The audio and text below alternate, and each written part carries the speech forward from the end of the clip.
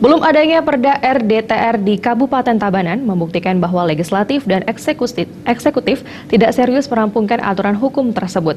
Ketiadaan aturan Perda RDTR tersebut juga membuat pengusaha enggan berinvestasi di Tabanan.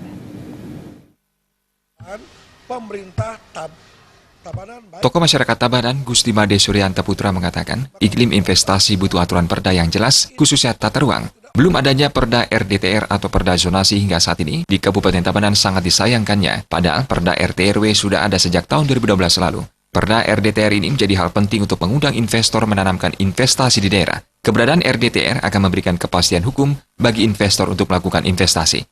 Dengan adanya Perda RDTR, pembangunan dapat terencana dengan baik sesuai dengan lokasi dan potensi yang ada.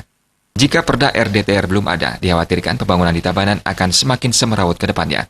Menurut Gusti Made Suryanta Putra, belum adanya Perda RDTR di bumi lumbung padi ini karena pihak eksekutif dan legislatif tidak serius merampungkan aturan perda tersebut. Lihat ketidakseriusan pemerintah Tabanan baik eksekutif maupun legislatif, maka ditolonglah segera sehingga investor tidak wait and see datang ke Tabanan.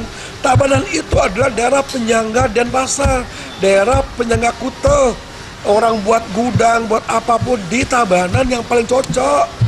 Maka dari itu, sebelum ada kejelasan hukum, baik terkait RT/RW, RDTR, orang nggak akan berani datang ke Tabanan.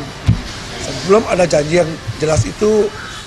Gusti Made Suryanta Putra menambahkan, Tabanan sebagai daerah penyangga Denpasar dan Badung memiliki potensi besar untuk dilakukan investasi di berbagai sektor, tetapi karena belum adanya aturan Perda RDTR ini membuat banyak investor enggan berinvestasi. Suparyana dan Indrawan, Bali TV.